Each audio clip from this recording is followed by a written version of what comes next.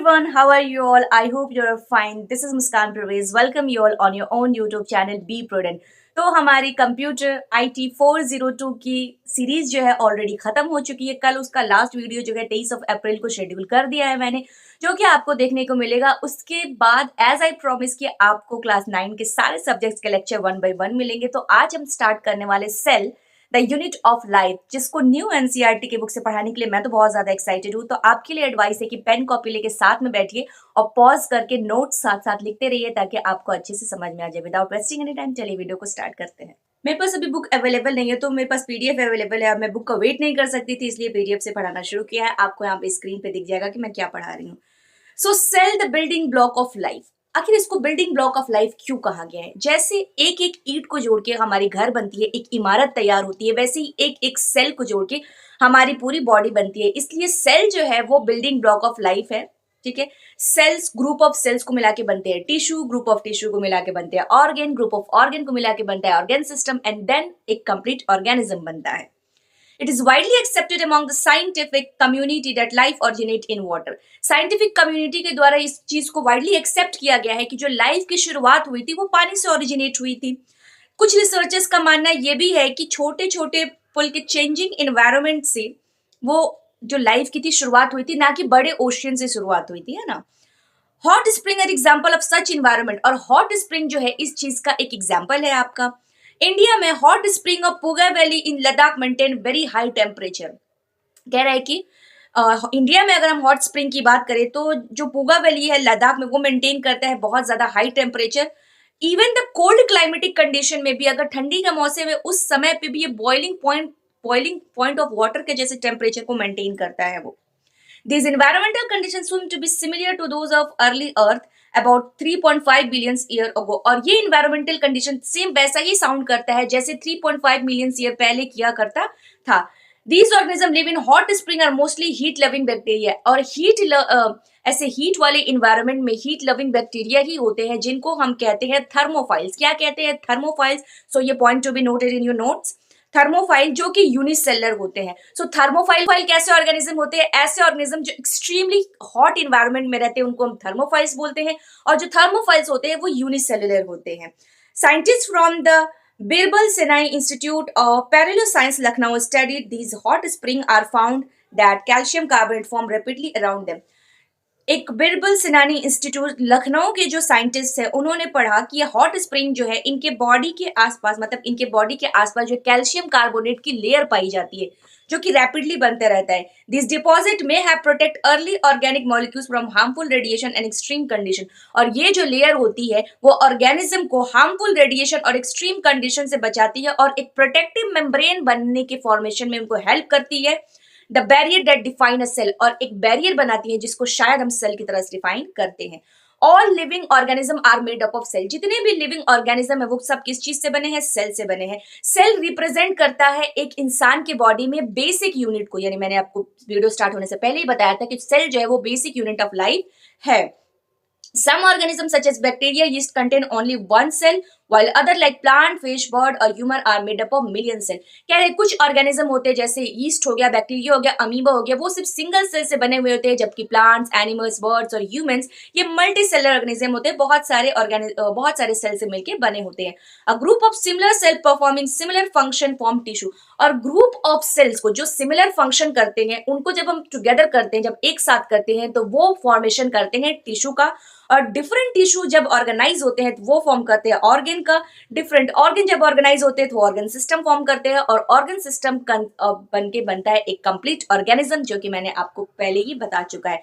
Example में आप देखेंगे नसल पोर, नसल cavity, trachea, lungs form respiratory system. ये सारी चीजें मिलकर रेस्पिरेटरी सिस्टम फॉर्म करती है। वैसे ही हमारा डाइजेस्टिव सिस्टम कैसे फॉर्म होता है? अगर मैं आपसे पूछूं तो आपका सवाल होना चाहिए हमारा माउथ, विंड पाइप जिसको हम ओसोफेगस बोलते हैं, स्मॉल इंटेस्टाइन, लार्ज इंटेस्टाइन, हमारा रेक्टम, एनस, ये मिलके हमारा बनाता है डाइजेस्टिव सिस्टम। वही मैं एक्सक्रीटरी सिस्टम की बात करूं तो उसमें किडनी है, नेफ्रॉन्स है, ये सारी चीजें मिला के बनती है ऑर्गन सिस्टम। ठीक है, even when cell are organized into tissue, organ and organ system, the cell remain the fundamental unit of structure of all living organism. बहुत इंपॉर्टेंट बात कही एनसीईआरटी ने कि इवन तो सेल ऑर्गेनाइज होकर टिश्यू बनाता है, टिश्यू ऑर्गेनाइज होकर ऑर्गन बनाता है, ऑर्गन ऑर्गेनाइज होकर ऑर्गन सिस्टम बनाता है, उसके बावजूद भी जो सेल होता है वही बेसिक यूनिट रहता है। ये नहीं कि सेल मिल के टिश्यू बन गया तो अब सेल की इंडिविजुअलिटी लॉस हो गई, ऐसा कुछ नहीं होता है। स्टिल सेल ही बेसिक यूनिट ऑफ लाइफ होता है।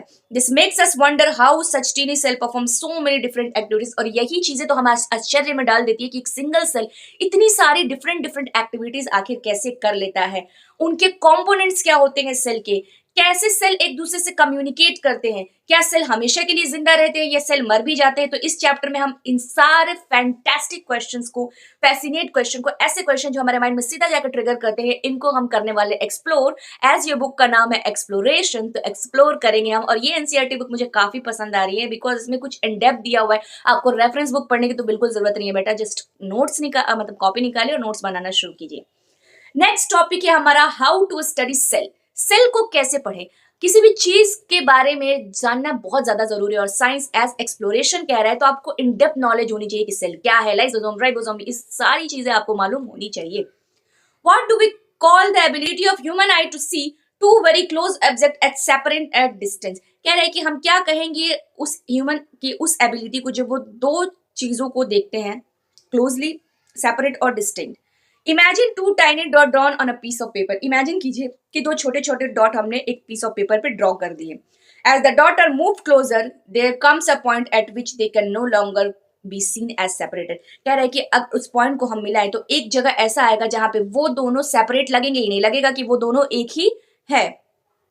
When viewed from about 25 centimeter, 2 points separated by half 0.1 mm can be seen distinct। कह रहे कि लेकिन उसी को जब हम 25 सेंटीमीटर की दूरी पे देखेंगे तो वो 0.1 mm का डिस्टेंस पे वो हमको दिखेगा, अदरवाइज वो सिंगल ही दिखेगा। यानी कि अगर 25 सेंटीमीटर से हम उसको कम पे लेके आते हैं तो वो हमें सिंगल पॉइंट दिखेगा, लेकिन 25 सेंटीमीटर या उससे ज्यादा पे देखेंगे तब वो हमें 2 पॉइंट्स में दिखेगा। इसको हम बोलते हैं limit of resolution of human I.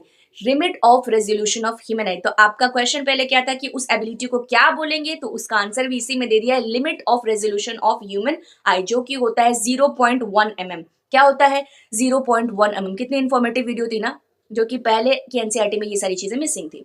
A cell is usually too small to be seen by unaided eye. This raises an important question। अब सेल इतने छोटे होते हैं कि हमारी इन आंखों से, बेचारे इन आंखों में इतनी ताकत कहाँ कि सेल को देख पाए, तो भाई हम सेल को देखेंगे कैसे? ये एक इंपॉर्टेंट क्वेश्चन को रेज करता है। How have cell biologists studied the structure and function of cell that much smaller than the limit of resolution of human eye? अब एक सवाल पैदा होता है कि जब हमारी ह्यूमन आई की रेजोल्यूशन 0.1 mm है तो आखिर साइंटिस्ट ने इसको स्टडी कैसे किया कि सेल के कंपोनेंट्स कितने हैं, सेल दिखता कैसे है, लाइसोसोम का है, राइबोसोम का है, माइटोकॉन्ड्रिया का है, न्यूक्लियस का है, इन सारी चीजों को साइंटिस्ट ने देखा कहाँ, कैसे, कब। You have learn about convex lens. आपने कॉन्वेक्स लेंस में पढ़ा होगा, कॉन्वेक्स लेंस और कंबाइन ऑफ लेंसेज, जो कि object lens and eye piece magnification के बारे में आपने पढ़ा होगा क्लास 8 के चैप्टर नंबर 10 में, क्यूरियोसिटी बुक में। और नहीं तो आपने जो भी बुक पढ़ा होगा उसमें ऑब्वियसली आपने पढ़ा होगा मैग्निफिकेशन के बारे में। रॉबर्ट हुक एक पर्सन थे जिन्होंने 1665 में सेल्फ डिजाइन माइक्रोस्कोप, जिसकी कैपेबिलिटी 200 से 300x मैग्निफिकेशन की थी, उन्होंने एग्जामिन किया था एक स्लाइस ऑफ कॉर्प पे, उन्होंने ऑब्जर्व किया कि जो सेल है वो as a compartment like structure दिखता है, जिनको उन्होंने नाम दिया सेल। स्कूल लेबोरेटरी में लाइट माइक्रोस्कोप को यूज किया जाता है डिफरेंट डिफरेंट ऑब्जेक्ट को देखने के लिए, जिसमें लेंस की रेजोल्यूशन 10x 40x होती है बेटर मैग्निफिकेशन के लिए।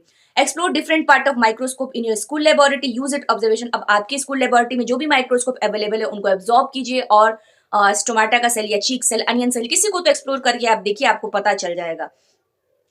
What will magnified image of object? Can you estimate its actual size? अब magnified image कैसे पता चलेगा? क्या आप उसके actual size को कैलकुलेट कर सकते हैं?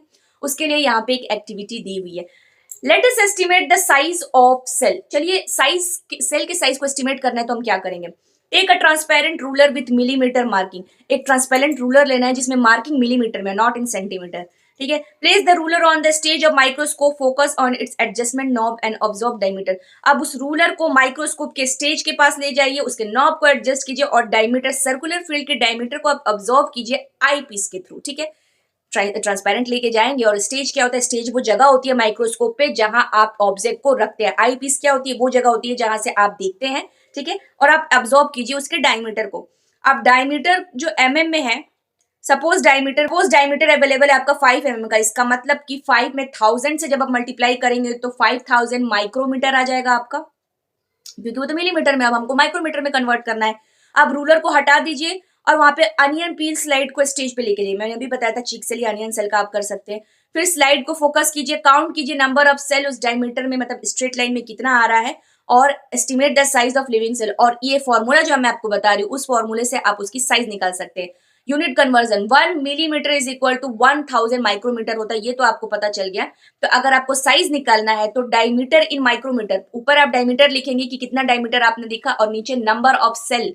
तो जब ऊपर आप डायमीटर लिख देंगे, नीचे divided by number of cell लिख देंगे, तो आपको एस्टिमेटेड साइज का पता चल जाएगा। कितनी इंपॉर्टेंट चीज पता चली है ना, मतलब I am just loving this NCERT science. Thank you NCERT, thank you CBSE for exploring such a deep content to the students, because the students really needed it, really. Okay, suppose कि 25 cells seen along a diameter, एक diameter में आपको 25 cell दिखने को मिल गए, तो इस case में साइज कितना हो जाएगा?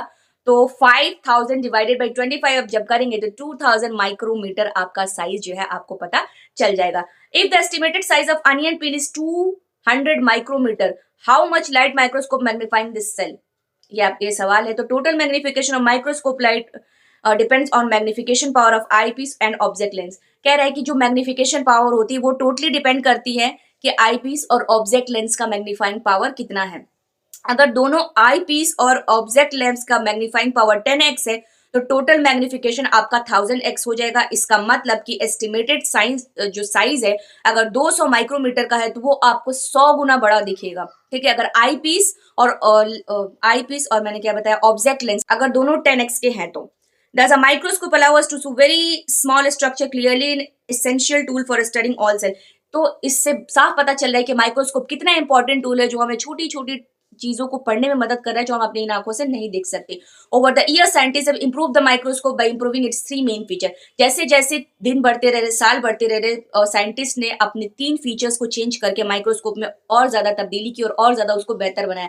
पहला जो है रेजोल्यूशन यानी कि क्लैरिटी, मेजर टू क्लैरिटी उसने चेंज किया, कॉन्ट्रास्ट चेंज किया यानी कि ब्राइटनेस को बढ़ाया है, और मैग्निफिकेशन में भी चेंज किया है। This improvement have turn microscope into a powerful tool for studying cell. और ये तीनों चेंजेस ने इस टूल को इतना ज्यादा इंप्रूव कर दिया है कि अब सेल की स्टडीज हमारे लिए और भी ज्यादा बेहतर हो गई है।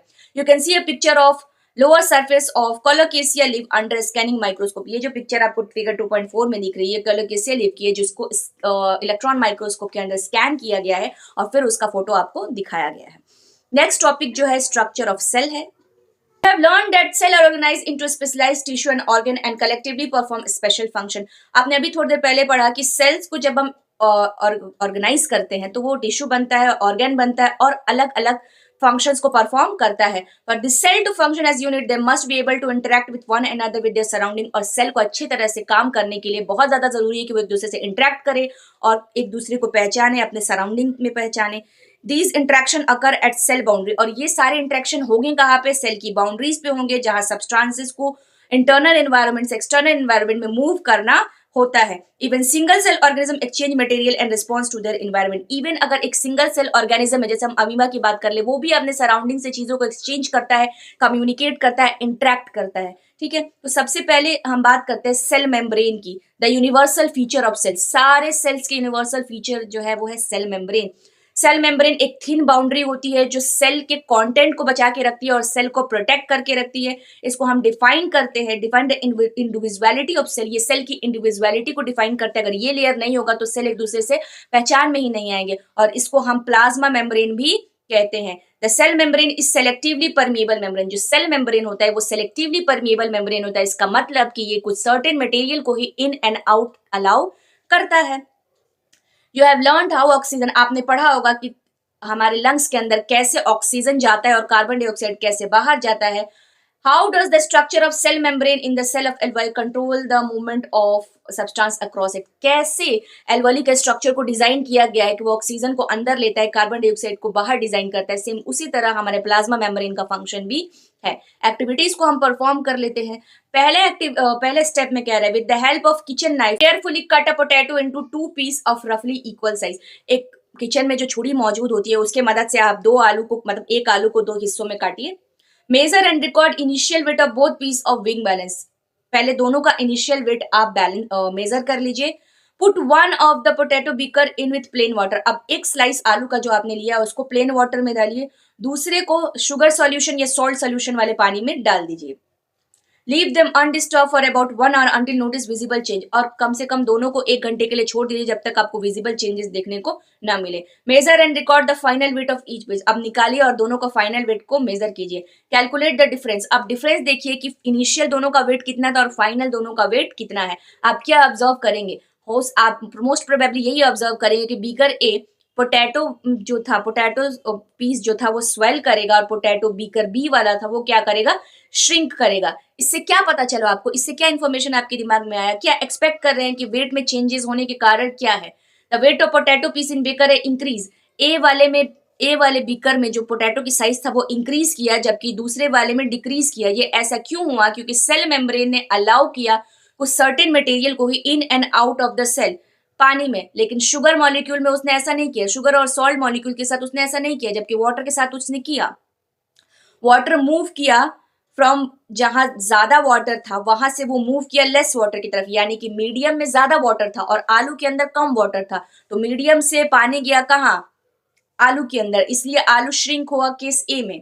लेकिन जब the movement of water molecule through a selectively permeable membrane, उसको हम बोलते हैं ऑस्मोसिस, जबकि आपका जो सेल बी गर्भी था उसमें नमक और चीनी होने की वजह से सराउंडिंग में जो पानी था, तो पानी यहाँ से आलू से पानी निकल के गया आपके मीडियम के अंदर, इसलिए आलू की साइज क्या हो गई, श्रिंक हो गई। डिफ्यूजन नेट मूवमेंट होता है पार्टिकल का हायर कॉन्सेंट्रेशन से लोअर कॉन्सेंट्रेशन की तरफ, तो osmosis is the diffusion of water across selectively permeable membrane. Plants में सॉइल से पानी, मतलब from soil enters root by the process of osmosis, मिट्टी से पानी लेता है रूट और फिर रूट से वो पानी पूरे प्लांट में जाता है, वो फॉलो करते हैं ऑस्मोसिस के प्रोसेस को। अब 3 टाइप के सॉल्यूशन होते हैं आपके, हाइपरटोनिक सोल्यूशन, हाइपोटोनिक सोल्यूशन और आइसोटोनिक सोल्यूशन।